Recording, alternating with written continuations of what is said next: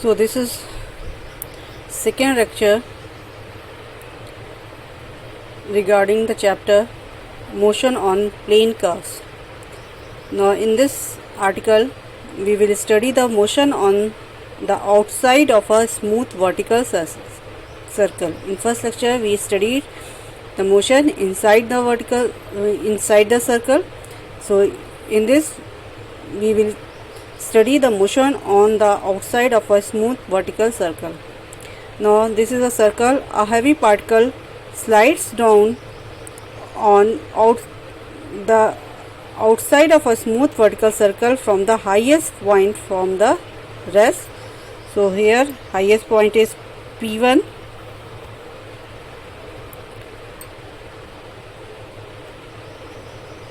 and radius L from the highest point P1 with initial velocity 0. It is starting from the highest point 4. So here initial velocity is 0. At any time t, let the particle reaches to the point P, and in that case the angle P1 0P is theta and arc P1P will be S. Now the forces acting on the particles are the weight mg acting vertically downward and the reaction capital R acting along OP as shown in the figure. Now if V be the velocity of the particle at the point P, then the equation of the motion of the particles are given by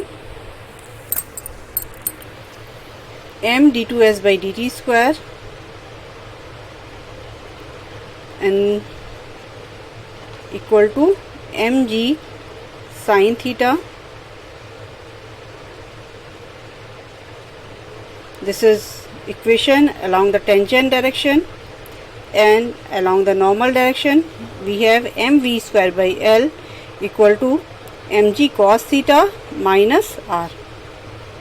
This is clear from the picture.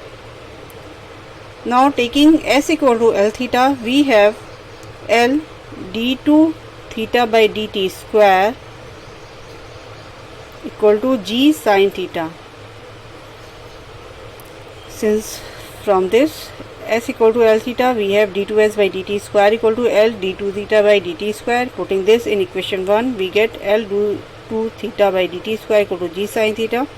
So on multiplying both sides by 2L d theta by dt and integrating, we get this equation using initial condition when theta equal to 0, v equal to 0, and this implies c1 equal to 2lg.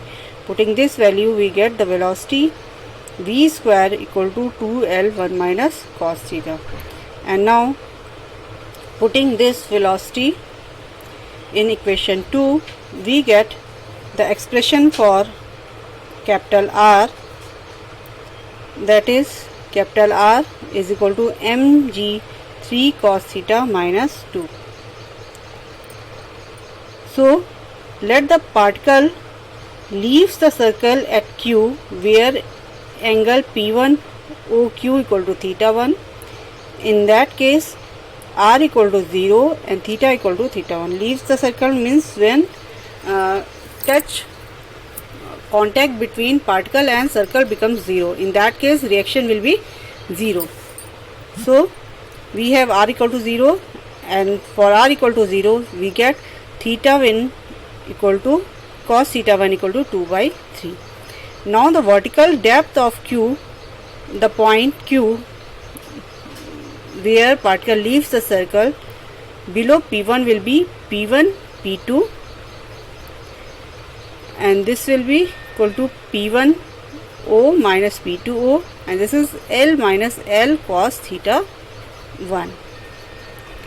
So putting the value of cos theta 1, we get this equal to L by 3. So the particle leaves the circle after traveling the vertical distance 1/3 of the radius of the circle. This point you should be noted. After how much distance particle will leave the circle? After traveling the vertical distance 1/3 of the radius of the circle. Now again, let v dash be the velocity of the particle at point q, then v equal to v dash and theta equal to theta dash at point q.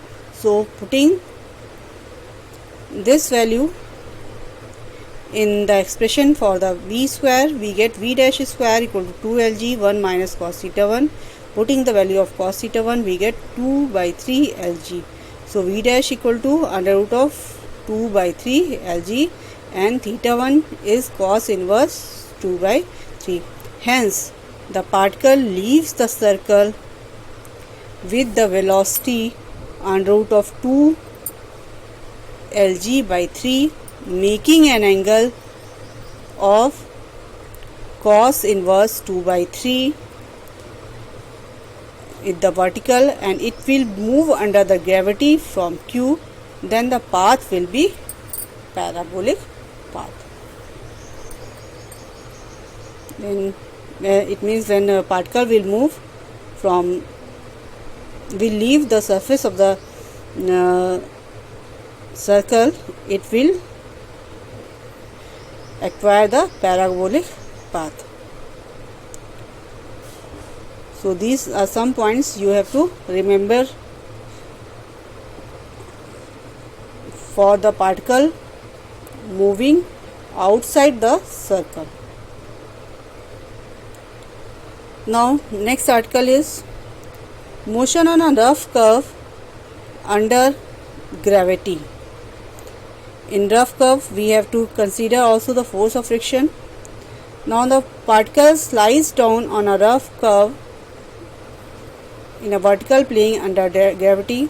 Let the particle be at a point P at any point in time t, where the tangent is making angle psi with the horizontal. So this is the picture. This is the curve point. Here we have a point P, and the tangent at P makes angle psi with this fixed line, that is taken as horizontal line, and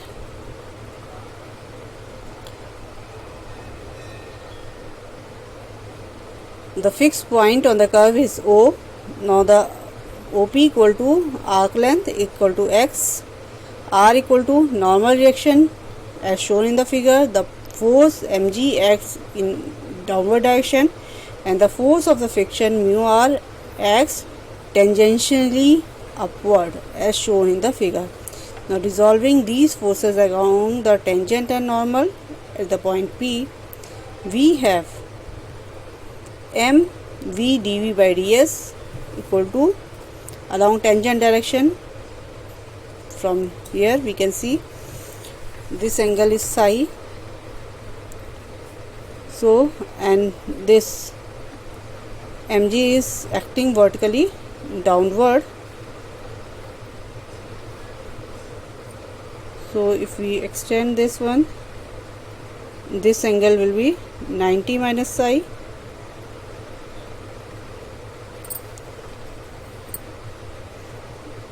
and from this angle and this angle is vertically opposite, so this angle will also be 90 minus psi. So component of mg along the tangent is mg sin psi, and per normal to tangent is mg cos psi. So along the normal we have mv dv by ds equal to mg sin psi minus of mu r, since direction of these two are opposite. And on simplifying this, we have this thing 1 by 2 m dv square by ds equal to this one, and along normal direction we have m v square by rho mg cos psi, and r is acting along the normal outward to the curve. So we have this equation m v square by rho equal to mg cos psi minus r. Now from equation 1 and 2 we get, on replacing r or removing r from these two equations, from equation this one and this one. This is equation 1 and 2. We get this equation, and arranging the terms, now we get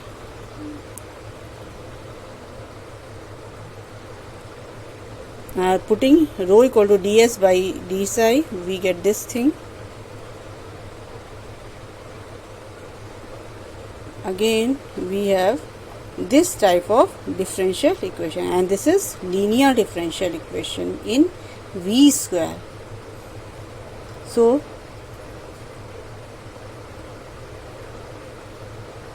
its integrating factor will be e to the power minus 2 mu v square,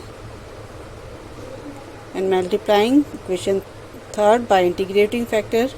So the solution of the equation will be v square e to the power minus 2 mu psi e to the power minus 2 mu psi equal to 2g integral e to the power minus 2 mu psi, and we have this thing plus c1. So the velocity can be defined by this equation.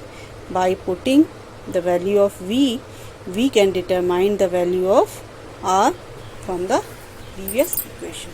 And this is expression, just expression.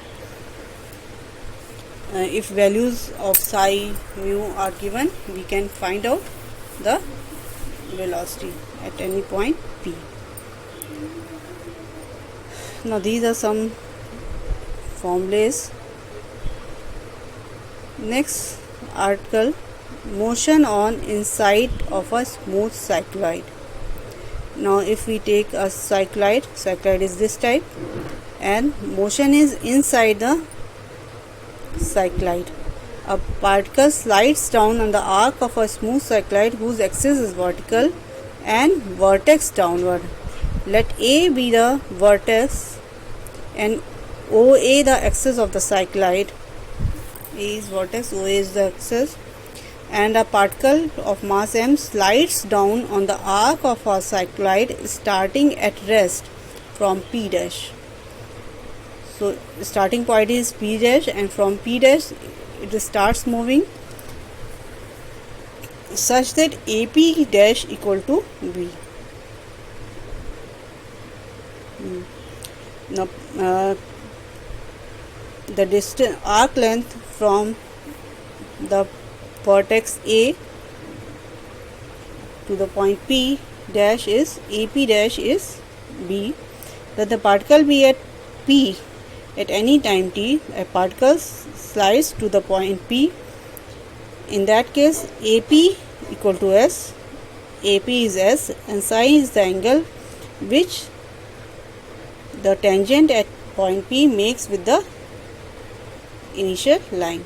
Now the forces on the particles are weight mg vertically acting vertically downward, and the normal reaction are along inward drawn normal to the at the point P. So the equations of motions are along tangent direction. We can note here from the picture, mg is vertically downward, this angle is psi. So component of mg along tangent will be mg sin psi, since tangent and this mg is making angle 90 minus psi.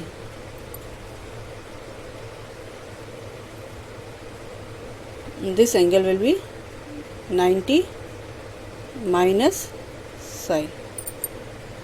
So along tangent we have equation m d2s by dt square equal to minus mg sin psi, and along normal vector we have this equation, and the equation of cycloid is given by s equal to 4a sin psi.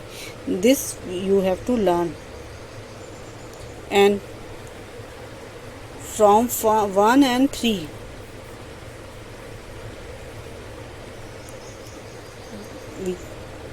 we put sin psi equal to s upon 4a. So from 1 and 3 we get d2s by dt square equal to minus g upon 4as, which is the equation of SHM. X double dot equal to minus of mu x.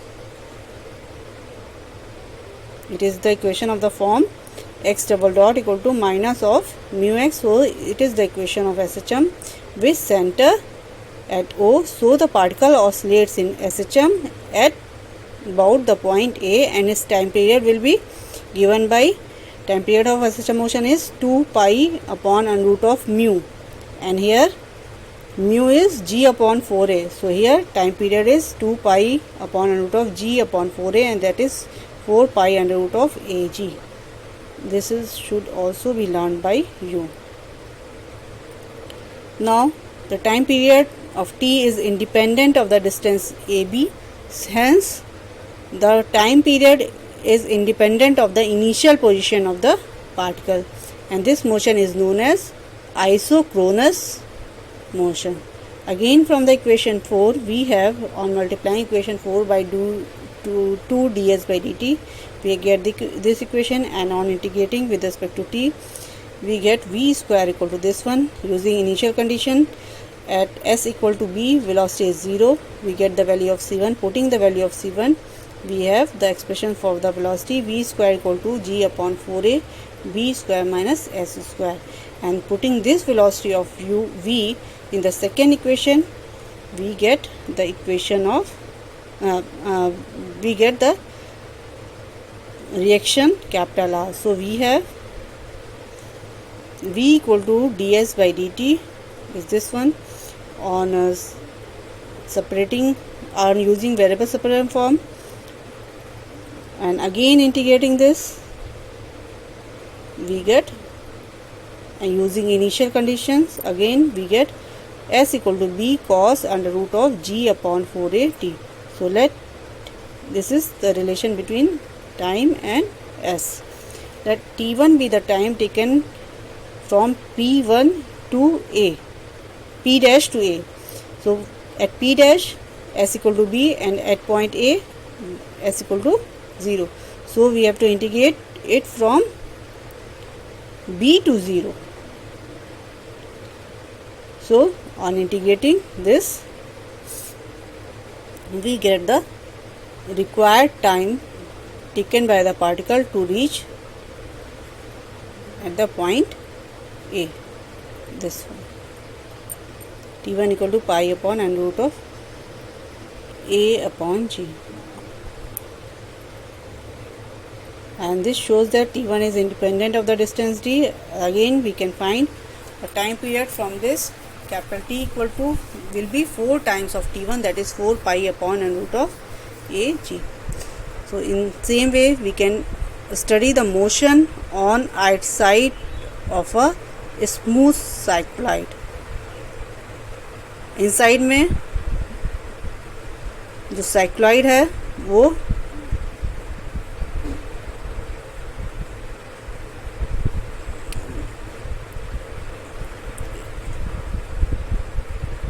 इस type से था,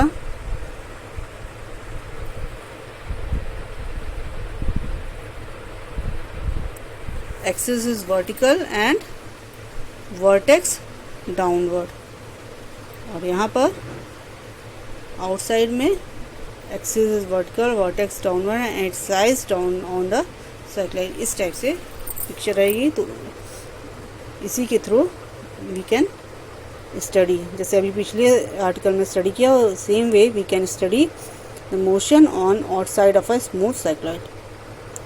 same type of equations, similar equations and similar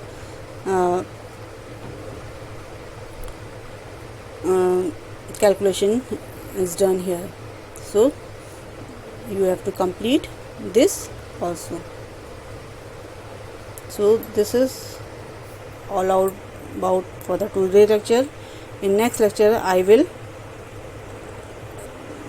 we will study some examples from this chapter. Thank you.